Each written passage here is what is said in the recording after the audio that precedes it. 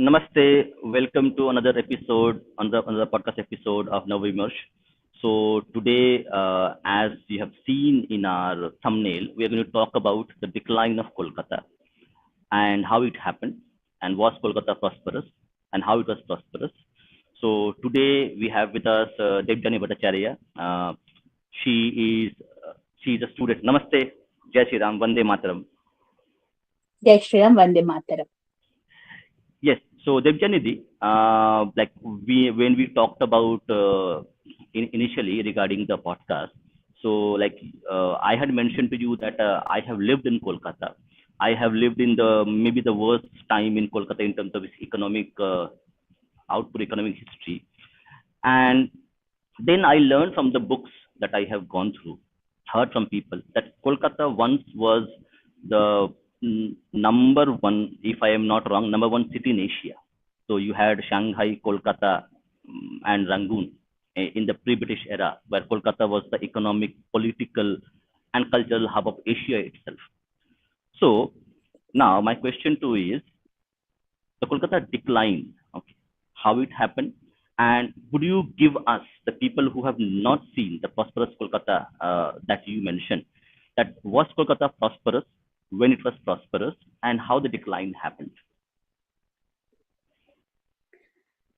Yes, Kolkata was prosperous. In fact, Kolkata became the hub of the financial and the economic and the social and cultural transactions, all sorts of transactions. Especially, it was the financial hub of the British India, the second most important city of the British Empire. So Kolkata was a prosperous city at that time. Kolkata is as you said, that the number one city. Yeah, it was the number two city of the British Empire. Indeed. So it was indeed prosperous, and that is why so prosperous that Kolkata was known as the city of palaces. It was said called city of palaces. Truly, it was. Because it was it was the trade hub. If you look at the port, the Kolkata port, the different activities, the like in this context, I want to share certain figures also, just to put it into perspective. In 1951, Calcutta port was the number one port of India, handling 9.4 million ton cargo in 1951. However, in 1968, it straightway reduced, came down to number four, while Bombay became the number one port, handling 19 million ton cargo, followed by Marmagaon, 8.8 million ton cargo, followed by Vizag, 8 million ton cargo, followed by Calcutta, 7.9 million ton cargo. So Calcutta, from all angles, it was the number one city. And number one, also, West Bengal was the number one industrial state, both in terms of number of factories and number of workers. So it was a prosperous city from all angles. Yeah, it is fantastically shown. It was a prosperous city from all angles. It came down. It came down, and it came down in a very programmed manner. The fall of Kolkata. Number of factories, West Bengal was number one in 1947, and West Bengal came down to number five in 1975-76. It was a steady downfall, a steady downfall. And I will also give you some more, like, just to put it into perspective, the steadiness of it. If we look into 1959, then the industrial output of West Bengal is 22.2%. In 1966, just within 7 years, in 1966, it comes down to 20%. Then 1967, when the first coalition government comes, the CPM and the Bangla Congress coalition government, that was known as the United Front government, it came in 1967, And in very 1967, the industrial output came down to 18.4% in 1 year, from 20% to 18.4%. So there's a steady degrowth, and then again in 1975, the industrial output comes down to 10.9%. So there was a steady decline, a very steady decline as far as Bengal and Kolkata is concerned. And that is what I mean to say, that such a steady pattern, it is not just like, it is a planned thing. The decline is planned. And we all know, as you were saying a few minutes back, you were talking about Bombay plan. That, and many people say that Bombay was built at the cost of Kolkata. It is said, and if we have to look at it, then there's a very like, people know that freight equalization policy of Nehru. uh, Jawaharlal Nehru ji, the first Prime Minister of India, brought in freight equalization policy in 1953. That was really a death knell for West Bengal, the industrial development of West Bengal. The industry started packing up from Bengal. That was directly a message to the industries. But what surprises me most is not that Nehruji's policy was to move away the industries from Bengal to Mumbai or elsewhere in India, but the lack of protest by the Communist Party. Because if you look into the history of Bengal, the history of pre-independence and post-independence, rather I would say peri-independence politics of West Bengal, we would see that the Communist Party under the leadership of Jyoti Basu was hyperactive in their trade union movement. It was basically through trade union movement that the communists took the ground of Bengal. And the movement started, to be precise, from 1941. They were moving against, hosting movements against all issues, the trade related issues, industry related issues. But when the freight equalization policy came in 1953, the communists didn't launch any kind of movement. They didn't protest, because we have to keep in mind that the time was it was the time of partition, and a lot of refugees were coming to Bengal. Bengal was a refugee burdened state, and the stream of refugees were coming. Ceaseless streams of refugees were coming in hordes. So it was required to create more jobs for the existing populace of the state, as well as the populace, as well as the refugees who were coming. So that is the very time when Nehruji brought in freight equalization policy, which actually shrank the job market even further. But even then, the communists didn't launch any protest movement against that. While they talked about the working class unity, they talked about the struggle of the working class, the struggle of the proletariat against the bourgeois, etc., their own jargons. They didn't protest against the freight equalization policy. Why didn't they do that? Because they knew that this is going to deteriorate the financial status of the people and the state. When the state is already being burdened by incoming streams of refugees, then why didn't the Communist Party protest, go for trade union movements? Why didn't they demand more trade in the city, in the state? But they didn't do it. They actually orchestrated, they went into a symphony with Nehruji.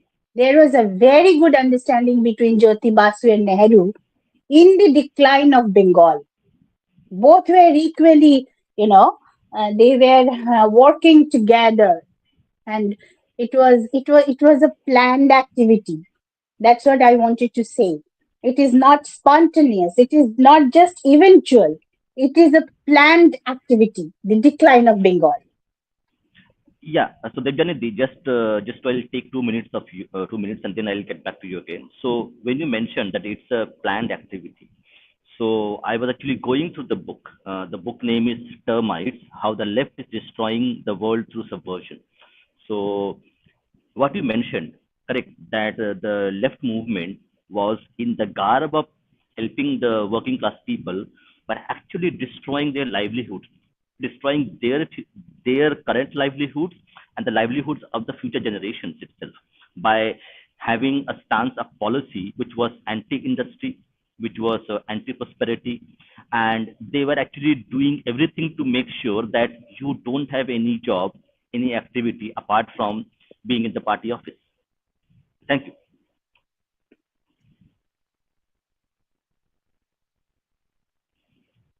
Yeah, you can speak now. Yeah. So that's very correct. That they, under the garb of doing good for the working class, they actually destroyed the scope of their livelihood. They have done it, and it is such a steady picture. And when we come to, like, if we come back to, it is 2011, the after the 34 years long left rule came to an end, I would say, like, not really an end. The Bengal went from frying pan to fire indeed.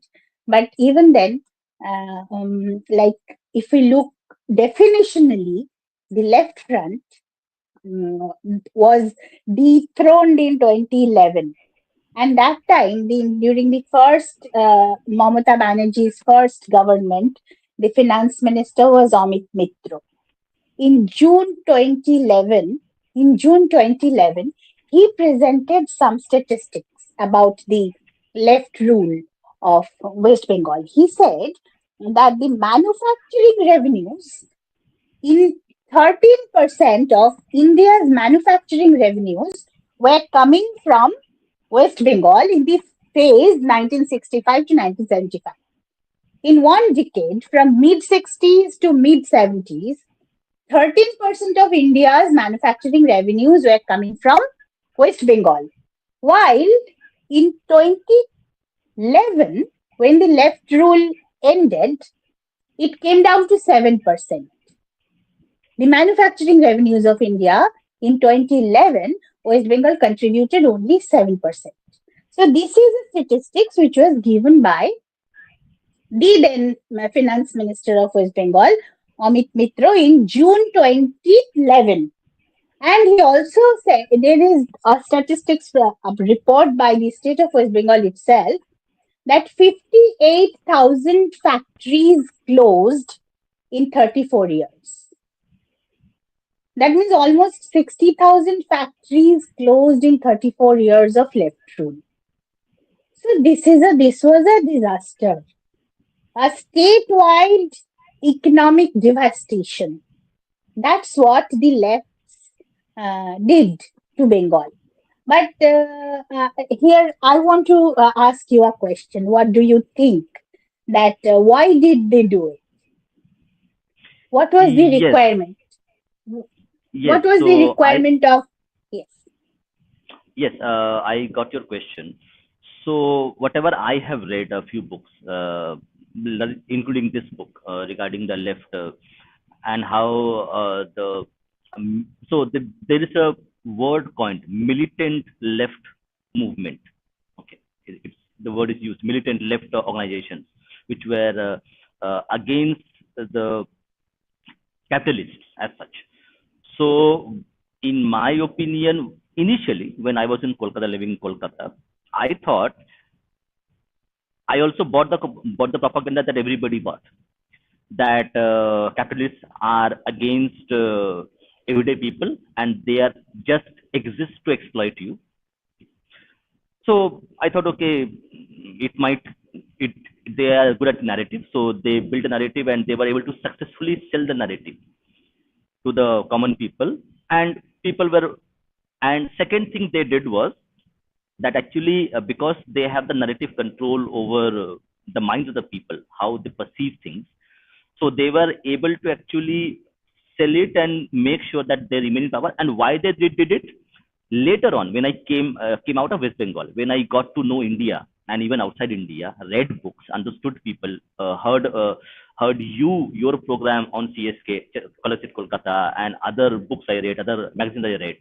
I understood that inherently, as the book mentions, that left movements across the globe, not including India, are are a tool of are a tool to actually destroy a society, destroy a nation, and they don't have any morality. So I would, in my opinion, if there is any ideology which doesn't have any morality, it is left ideology. So for them, money, power, and their own self-interest is the only thing they care about. They don't care about anything. They just say I care about, but they don't. They don't. Absolutely right. Your last words I will just pick up.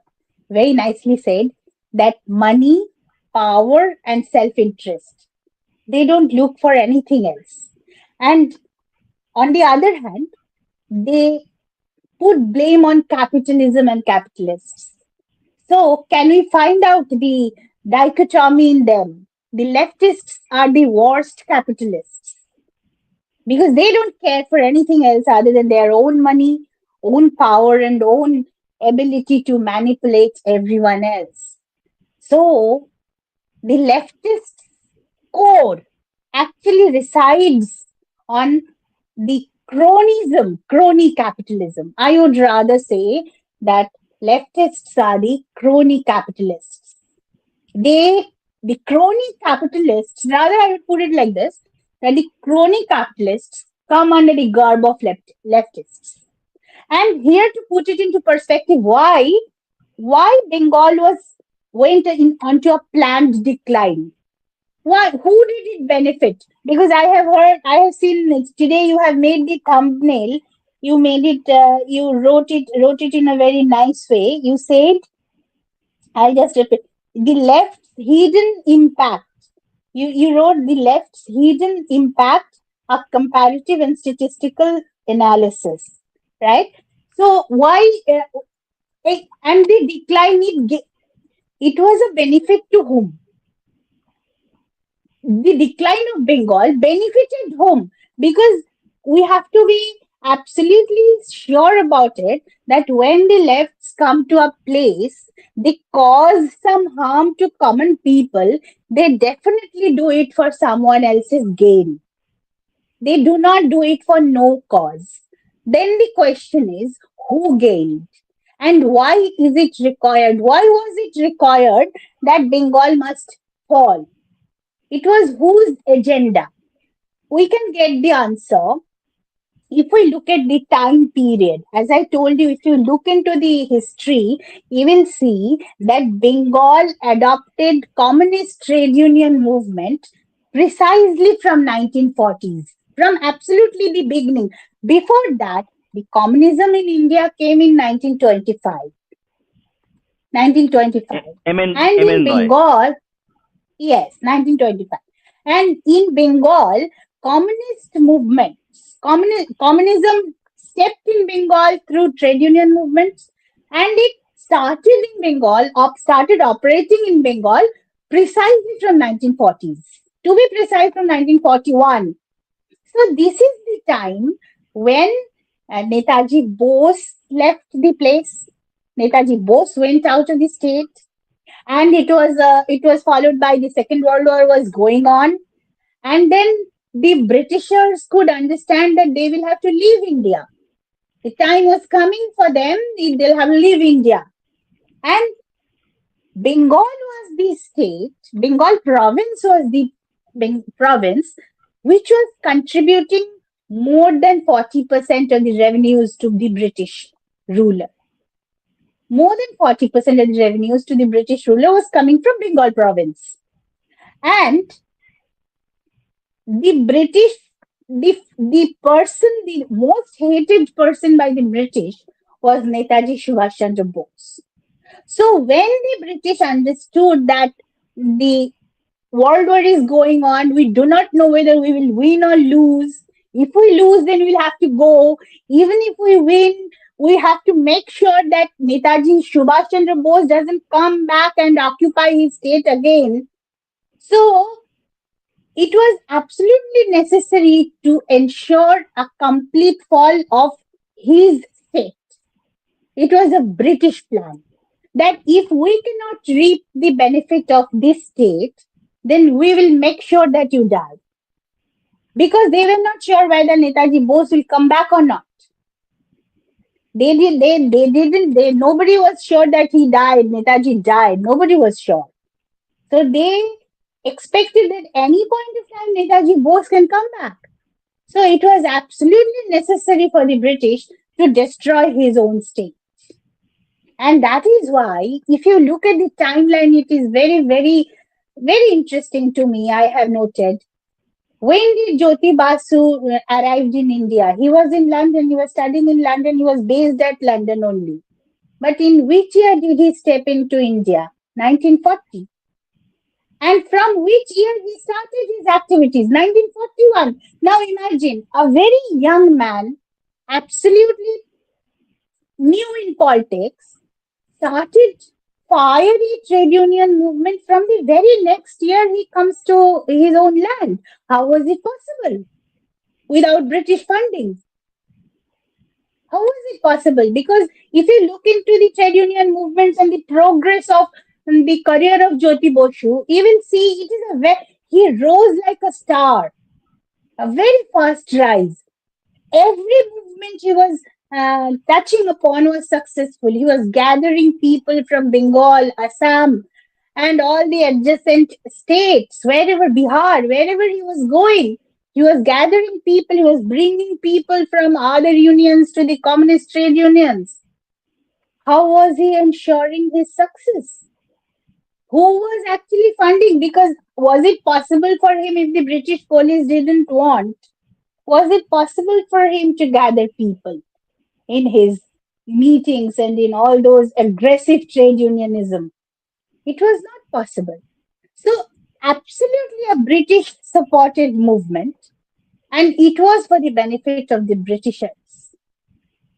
Absolutely, whenever, in whichever place, when the communists go, they go for the cause of some gain of some capitalist, some crony capitalist. And we know that the British had looted a $45 trillion from India. From only from our Bharat, the Britishers looted $45 trillion, which is around 13 times of the current GDP of of Great Britain, of UK. So Bengal was destroyed for a cause, and communists were planted for that cause. And the cause was it was to benefit the British. And in today's terms, we call this deep state. We say deep state. This is the word which is being frequently used these days, deep state. So if we say it in that way, then the communists worked for the deep state that time also, and they were working for the benefit of the deep state. So that's what my observation suggests. Yes. But thank you for this enlightening data. I think even I could not get into the background of 1940s and 1930s because I have not read enough that you have gone. So, just one question for the audience. Like when you're talking about the industrial output and the economic output, little bit of info about your like how you got interested. Like, did you study economics? Like, because say I am an IT guy, so I am just doing it as a passion, as a inquiry into learning things. So I learn things. I'm a very inquisitive person. So I talk to you. I talk to anthropologists. I talk to authors, historians. So something about you, the people who are listening to you first time, that how you got interested in this study. Like, did you study economics? A little bit about yourself, so that the audience can connect with you. Okay. So basically, I am, if you like to know about me, yeah, I am a person about whom people should know. Why I'm Hmm. saying that? Not because not to heighten myself, but it is very relevant at this point of time because at present time, majority of the educated people of India think that politics is a very dirty matter. People should not take interest in politics. It is a matter for bad people. Bad people flock in politics and they do not care for anything else. So we also should not care for politics. Let it bhar mein jaye. We should remain busy with our family and our career and our people, etc. And that's exactly what I also was. I was typically a snobbish, careerist corporate person. I am from the pharma background and a management professional. My studies are in these two sectors, in the management studies and the pharmaceutical engineering from Jadavpur University. I worked as executive in pharma corporates. Then I also ran my mm, consultancy business. I worked for pharma houses in both Kolkata, Mumbai, and also in Delhi. Pharma houses, different pharma houses are my clients. So I worked for them because pharma houses outsource certain works, so, which I do from my own consultancy business platform. I have my office in Kolkata, in the state's industrial estate. I have my office, so I was completely busy with all these works. I was zero bothered about politics and social aspects and all those. I never put my mind into all those things at all. Though I was a student of the engineering faculty Jadavpur University, people know about the ultra left politics of that place, everything. I studied there, but I was never involved in politics. Zero involvement, truly speaking. But that doesn't mean that I didn't look at those. I looked at those. I remained least bothered. And I believe most of the educated Indians are like me, as I was, as I was. And then in 2017, I suddenly watched certain changes in our society, certain changes, certain weird behavior of the people, certain changes in the societal spheres, which appeared very queer to me. And then I started reading, as you said, that you like to read, you read and you talk to people. I also started reading, started studying on these, what is happening. And then I started taking interest into all these matters. And to be very precise, 2017 is the transition year of my life. From June 2017, I started taking interest in socio-political matters. And I initially started, after studying for a few months, I initially started writing. I started writing on my blog. That was my first activity. I started blogging and people started reading about it. And then before that, I was absent in the social media also. You won't believe me. I had no social media account before 2017, apart from WhatsApp. Apart from WhatsApp, I was absent in all social media platforms. But only in 2017, I started first to blogging, and then I started operating different social media platforms. And I started reading. And then I understood that this is a field on which every educated person should put their mind into. It is very easy to understand. Like to understand the economic scenario, you need to read only basic economics, which we always study. Even in engineering, in management studies, we have to read economics. So that much of economics is enough. Whatever we study in our management studies and even in our engineering stream also, there's a paper, you have to study a bit economics also, a bit of accountancy also, a bit of everything. So that much is enough to understand what is happening around us in our surrounding, how things are being manipulated, and how much is it is for our benefit and how much it is for our harm. Because at the end of the day, we are here. Why we live? We came to the world for what cause? To leave behind our legacy, to leave behind our clan, right? That is the purpose of life. That is the purpose of life. That is why we procreate, because we want to leave behind our legacy. Now, if we cannot leave behind our legacy, you study a lot, you earn a lot of money, as we were doing. I was totally busy with my clients, handling their calls and catering to their needs, sitting in front of the email, writing the copies and sending them even at night. The whole night we are awake, we are working in front of the machine. But for what? At the end of the day, if we lose our legacy, what we do with all these? So I really think that politics is something, social atmosphere is something which everyone should take interest in and study.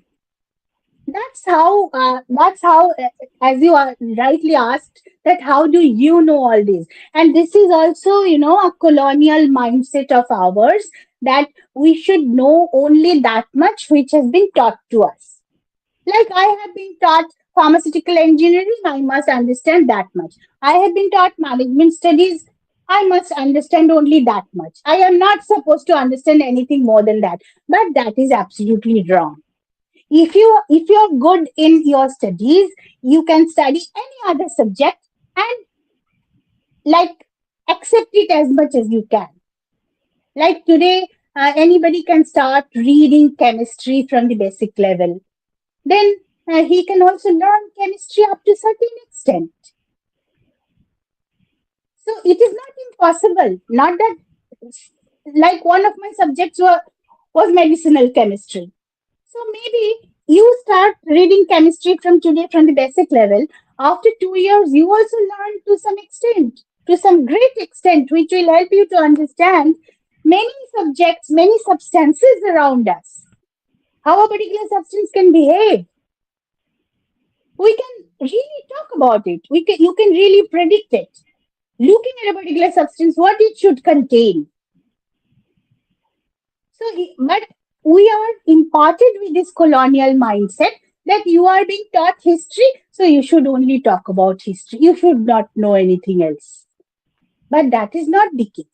Whatever economics we study in our engineering stream, or in management studies, is enough for us to understand our surrounding, to understand such data. Like, I will share with you another interesting fact, that, as I said, that Dr. Amit Mitro had shared this data, that 58,000 factories were closed in 34 years. But there is another report, which is, say, the name of the report is State of Environment 2021 West Bengal. This is the name of the report.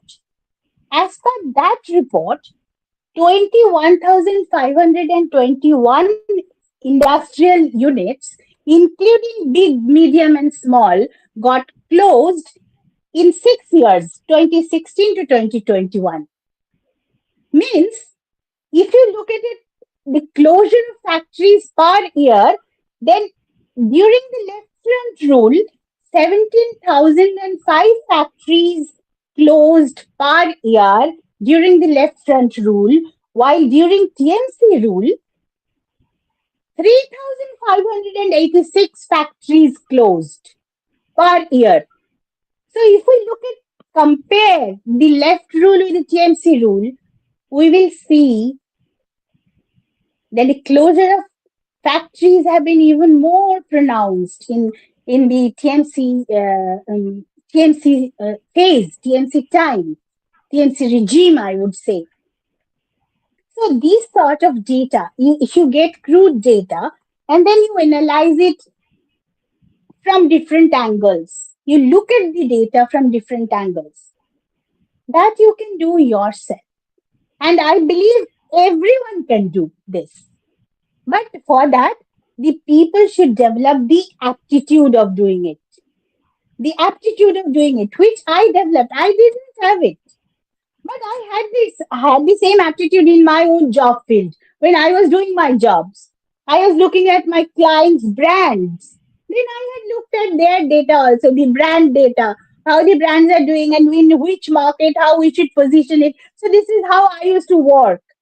So the same knowledge, if you apply in this field, what is wrong in it?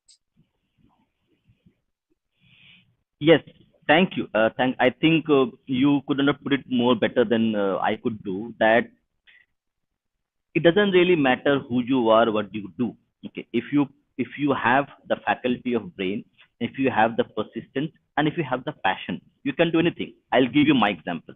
Yes. I am an IT professional doing working for almost 10 years.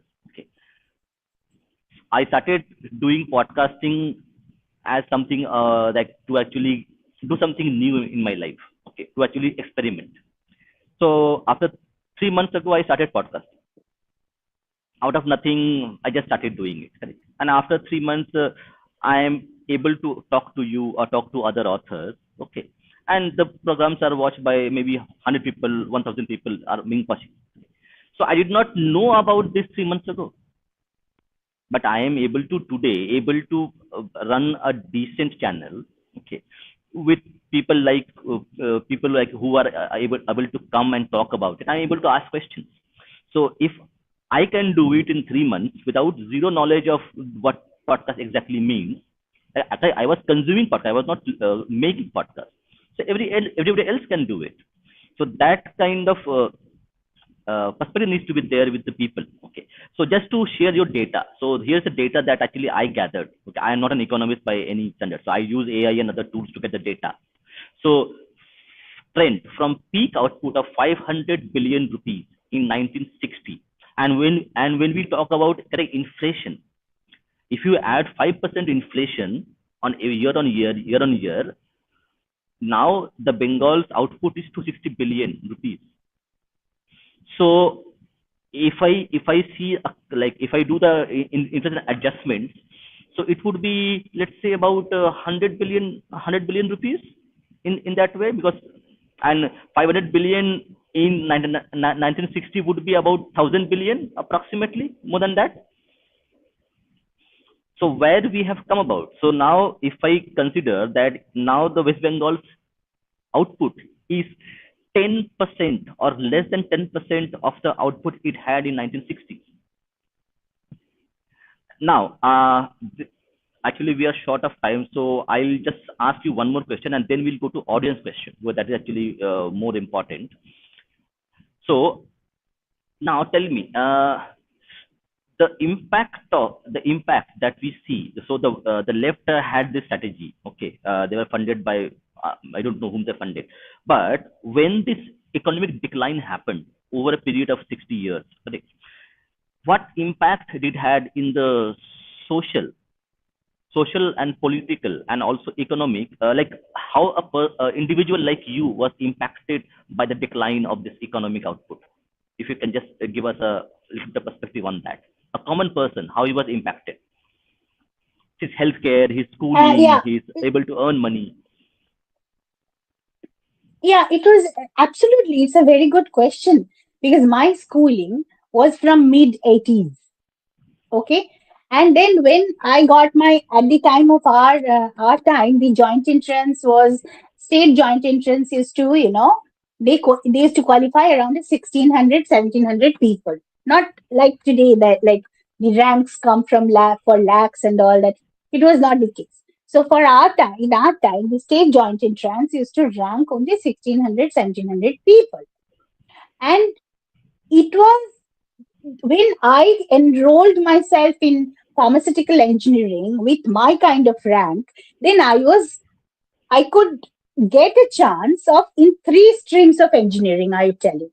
Civil engineering, construction engineering, and pharma. And that was the time when the civil engineering market, the job market for the civil engineers was awfully bad. The civil engineers were not getting the jobs proper. And that was a direct impact of the left politics in the state. As you can understand, that when the left left front went away, then the state was in shambles. The left front government really didn't spend on civil wars. So the civil engineers, they really didn't get you. If you look back, if you look into the data, you will see in mid 90s the job market for the civil engineers were awfully bad, and that is why I was suggested by my mentors. They said that it is not at all good to go for civil or construction. So that was a direct impact, a direct impact of the left front rule on the like scope of earning, on the financial prospects of the state. And then when I graduated as a pharmaceutical engineer, then my scope of operation was solely in the western side of Bharat. I started my career from Mumbai. I couldn't stay in my house because I am from basically from Kolkata. I'm born and brought up in Kolkata. All my houses are in Kolkata, but I had to move away because I didn't have the scope. A decent job, a well-paid job, you have to go out of the state. So that is what the left politics had done to West Bengal. That was a reality. And when you come to the school education, it's a very important point that you have raised. When the left front came to power, because I said my school life was from started from mid 80s. So when left front came to power, it was like from 1977. I don't remember that time. But as I studied, I noted one thing. Immediately after coming to power, they first focused on land reform. You know that. Land Yes. reform. Operation Barga, they actually in reality they took away the lands from the landholders and distributed the land into many others, many others, the small farmers and all. So that was the scheme, and that was, they called it Operation Varga. So first they focused on that, and the whole 80s, the decades of 80s went away like that. From the 90s decade, the left front government started manipulating the education aspect. They got rid of the English, English studies and all. They deleted it from the syllabus, and a child would not learn English in the primary education and until class 9. And in class 9, the child would start learning English, they brought in. And from class 9, for the first time, the child will start learning English. Not before that. Not before that. So these things, they started from the 90s decade. And I myself as a person, we just escaped that decade. We were the person, like I'm a person who could escape their experimentation with the history and experimentation with languages. One thing I also suffered, I will tell you, in our time we didn't study Sanskrit except in two classes, 7th and 8th standard. But my eldest sister, means my cousin, I would say my cousin, 10 years elder to me, at her time, Sanskrit was a 100 marks subject at the 10th standard examination.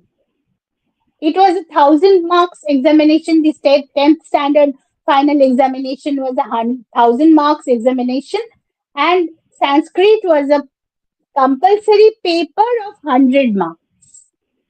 But in 1982, if I remember correctly, in 1982, the left front had deleted Sanskrit from the school curriculum.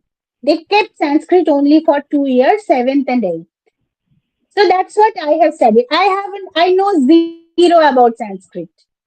But today, now if you look at Bharat at this time when we are looking back at resurgence of our own civilization, then knowledge of Sanskrit is very important. But we are illiterate. I am an illiterate. I know nothing about Sanskrit. But have the previous syllabus continued, which left front didn't allow, they deleted the Sanskrit. They put Sanskrit out of the syllabus. And then they put English also out of the syllabus. So these things typical of the left, so that people don't learn much. People don't learn much means people don't ask questions, and then they can dominate over the people's merit. That was the it is absolutely a like I would say it is a disaster. A left rule for 34 years and then an ultra left rule now continuing. The state is absolutely has gone into coma. It is very less chance that West Bengal will survive if something dramatic doesn't happen. The state has Yes, already gone. And then the other thing I would finish by saying that the mindset of people, the left politics, as we all know, that the like Bengal was the hotbed of Hindu nationalism. Bengal had defined Hindu nationalism against the British. The Bengali people were like their hearts were beating for Hindu nationalism. We have read the speeches of Rishi Aurobindo and Netaji Subhash Chandra Bose. They were all rooted in Hindu nationalism, spiritual nationalism, so to say. But the left politics got them away from that Hindu nationalism and maneuvered them towards this working class unity and then proletarian mindset. Why should we do? We should get. We won't do. We only have right. We do not have any responsibility. The proletarian attitude they had inculcated in Bengal psyche, and that is the reason why people are very lazy today. They want to earn cut money. Why do they want to earn cut money? Because they don't want to do anything. Because it is the left politics which has taught people that why should you do? They are exploiting your labor. If you are doing something, then that means someone is exploiting you for your labor. So this type of a mindset, it's a very vile plan, I would say. The whole thing was absolutely a planned project. Nothing happened by chance. Nothing happened eventually. Everything was chalked out, and we are even being manipulated today. Even today, we are being manipulated as per the same design. Only the design has been updated to today's format. That time, the Jyoti Basu did it in that time's format. These people are doing it as per this today's format. But the same thing is being done to the people of Bengal. That is, with that, I will end. yes, yes. So I just add one more thing. So many people don't remember the 2 year graduation degree which was introduced by left front government, and that actually ruined lakhs of people's job prospects, because UGC did not recognize 2 year graduation degrees, and they could not get jobs although they were qualified. So a lot of people, I think people don't remember that much, but I know people who have suffered and lost job opportunities just because they had this 2 year graduation degree introduced by the left front government, just to bolster their numbers of how many graduates they are producing by ruining lives of the students. Yes. So I'll just ask one question and then I'll go to the audience questions. And maybe in our next session, we will start a little bit earlier if we can get the time, so that we can have a bit more time to actually discuss all the other things that we want to discuss, especially 2011 onwards, the political, social aspect, how it happened, how the transition from the left rule to a non-left rule into 2011 happened, and its consequences and the way it happened. So one question to you. So this 34 years of voting by the Bengali masses, how would you explain that phenomena? Maybe in 3-4 minutes. Please come again. I couldn't get your Okay. point. Yeah. So I'm asking, this phenomena of 34 years of left rule was by and large voted by the Bengali masses of here. Okay. So how do you Okay. explain the perspective psychology behind voting a government which you say is not doing good for them? Yeah, that is the point. A very good question because the left front could rule for 34 years because the time was not social media. It was not of the internet technology. So the voting, if you really look at the voting practices, then it was highly. Mamata Banerjee gave coined the term scientific rigging. She said it, and the scientific rigging, if you really read in detail, there are reports in the public domain. How, in what detail they used to prepare the documents and like how they got people voted. We remember one phrase they used to say, "Amra vote koralam." They used to say, "Amra vote koralam." They used to say, "Vote hoto na." Mane, in our state, election didn't happen. Election was got done. Vote koralam means we got the election done. So that was the phrase that used to reflect the left's mindset. You know, they used to stand in front of the people, like the people will come and vote. Where would they vote? Everything was fixed and all. And the people who won't vote should not go to vote because if they go to vote, then maybe anything can happen. Uh, like some in during the left regime, it was very common that a person suddenly vanishes one day. You never know. In today's context, if you see, people are being, we are calling them political martyrs. People are dying, and then the dead bodies are kept hanging from a tree or from a rod or from a power electric grid line. We are finding the hanging dead bodies in the present regime. But during the left regime, the body is missing. Nobody can find them. So they used to do it, and they used to like kept no traces of it. So people were really terrorized. It was a true terror, whatever we call it. Terror was going on. And as you were looking for a comparative discussion in upcoming sessions, in sessions later, Hmm. then we can really compare the left rule with the present rule also. But during the left rule, election was a hoax because there was rampant chappa votes. The false votes was the rule. Rather, false votes was the rule.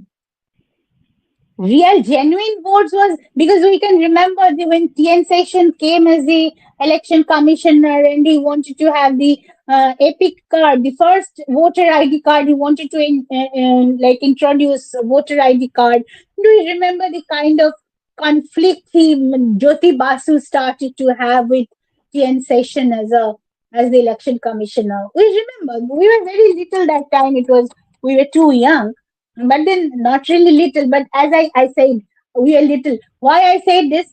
In reality, I was not little, but in terms of political knowledge, I was truly little because I had no interest in all these. But when today I look back and I start studying, then I understand that what was the significance of all those things. That time when all those things were happening, I was least bothered. I was least bothered. But now when I look back, then I understand what they were actually. And today also, whatever terror we are finding in different parts of Bengal, it is the same model of the CPM terror. You cannot go to a particular pond where the people use the water of that pond, a particular village, a pond, where all the people go there and use the water. But during the CPM rule, if you are not in their good book, you cannot use the water of that pond. You are segregated. So that kind of terror is unimaginable terror, but they could do it because it was not the time of internet technology. But even in presence of internet technology, almost similar or even in many aspects, even worse kind of voting is happening at this point of time also, during the present regime also. How that is being done, that's a separate story altogether. But I would request you to consider only one thing. All these can be done because Bengal has always been in the, in the grip of the so-called deep state. I know what I'm saying.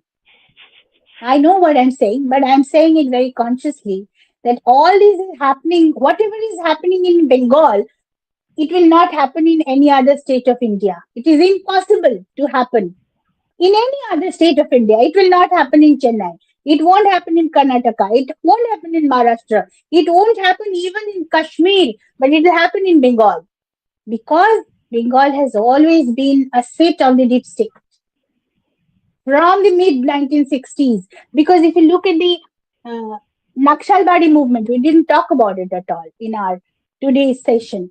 Naxalbari movement itself was another planned activity, and now it is there in the public domain. There are many people who talk about it, that it was a, like, I don't want to name the particular organization, but I would just refer it as Western Deep State.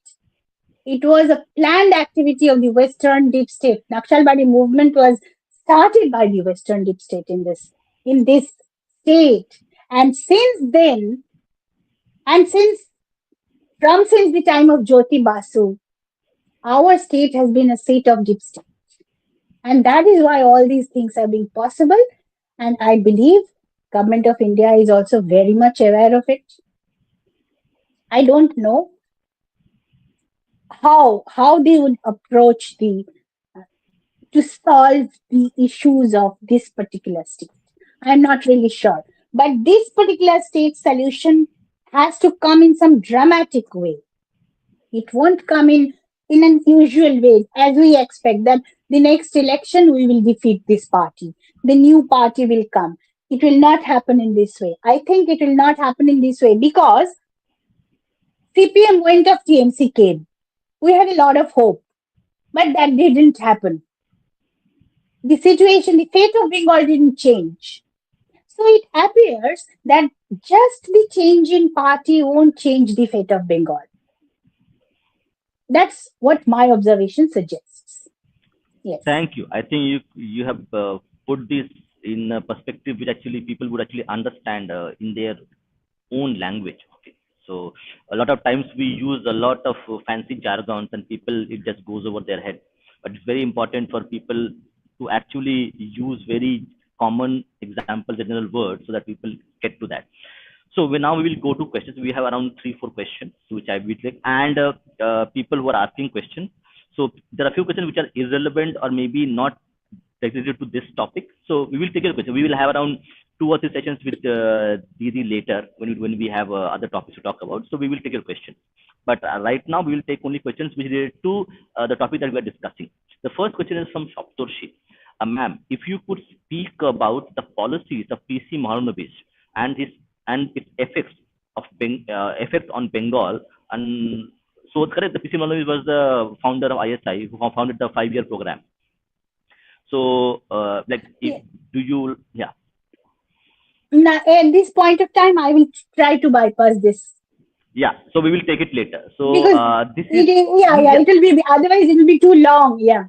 yeah, understood. So this question is regarding Yes. the role of BC Roy and Indira Gandhi in the problems or the problems which state actually West Bengal had. So like, were they part of it? They didn't do anything about it.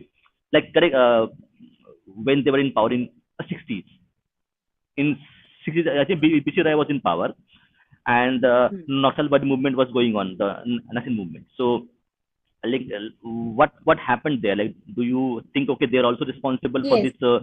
They came into the rule itself in 77. No, I will tell you.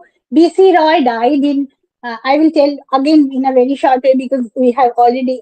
I was Hmm. like looking for Hmm. leaving the program by 10:30. It's already 10:30. Yeah, we'll take BC five Roy minutes more. died in. Yeah, yeah. BC Roy died in 1963, and Hmm. Naxalbari movement started immediately after that. Nehru ji died in 1964. And Naxalbari movement started from after that, in the mid 60s, to be precise, from 66. So, Dr. B.C. Roy tried his best to rehabilitate the refugees, to take Bengal on on the path of prosperity, even in presence of the hordes of refugees. That was the problem of Dr. B.C. Roy. And he wanted to solve his problems. And, Dr. B.C. Roy also wanted to prevent the entry of the entry of Bangladeshis within the state, you know, not the persecuted minorities of Bangladesh. The persecuted people are coming. Dr. B.C. Roy didn't try to stop them.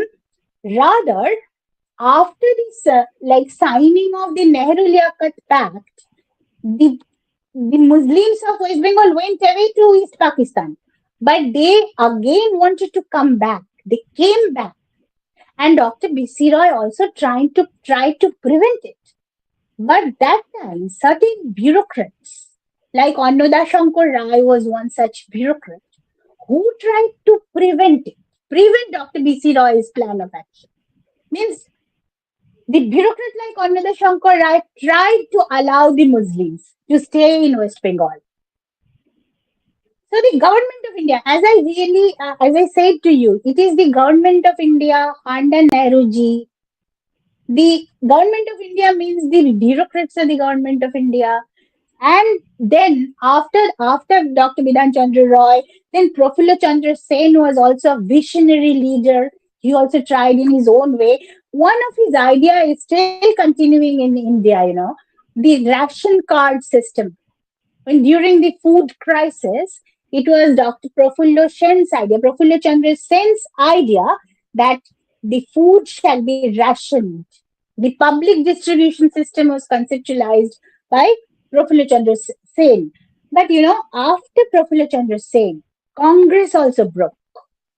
Bangla Congress was formed. Why did Congress break and form Bangla Congress?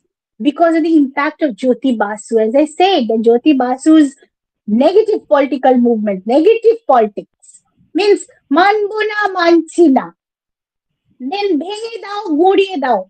This negative politics, the negative vibes affected the Congress also. The Congress of Bengal got affected by the Jyoti Basu phenomenon, and Congress broke to form Bangla Congress in 1967. So B.C. Roy passed away before that. He tried his best, and there are ample number of research papers which says that Dr. B.C. Roy was alone trying to rehabilitate the refugees coming from East Pakistan. Nehruji didn't cooperate with him. He wanted that Andaman, the Bharat Sarkar should just grant him the land so that he can settle the refugees in Andaman. He settled many of them also. But he had to continuously engage in correspondence with Nehruji's, the GI under Nehruji, and he never got real cooperation from that. So I would never say that Dr. B.C. Roy, after V.C. Roy passed away, Naxalbari movement started. And then Congress also broke.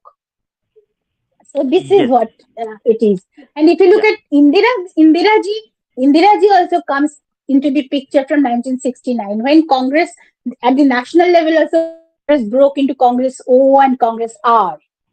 O for original and Congress R. So Indira ji was aligning herself with Congress R. And then Bangla Congress dissolved and merged with Congress R. And in 1972, 71, Indira ji won the national level. And 1972, the Congress came to power. Congress came to power in Bengal, and the the Naxalites were being, the police had coercive actions on them. But there are also very peculiar findings which I would discuss some other day.